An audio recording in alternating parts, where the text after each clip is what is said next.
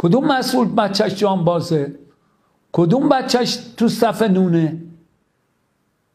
همه خارج از کشور دلارا رو بردن، پولا رو بردن، لذت‌ها رو دارن میبرن، مردم باید زجرشو بکشن. کی اومده بگه؟ تو کدوم سخنرانی گفتن دلشون برای مردم بسوزه؟ با صدای بلند بگم آقا بیاین فکر مردمتون باشین. واقعا دلسوزتر از این مردم و براهتر از این مردم نیست. و وطن دوستر. هر جای دنیا بود 2 روزه براتون می داشتن. انقدر مردم تحت فشار باشن قشر فقیر جامعه بشه 70%. اون وقت اونا رو که آوردیم بهشون این کره شمالی. کره شمالی فقط به کی میرسه؟ اونایی که برای رهبرش سینه میزنن به اونا میرسه.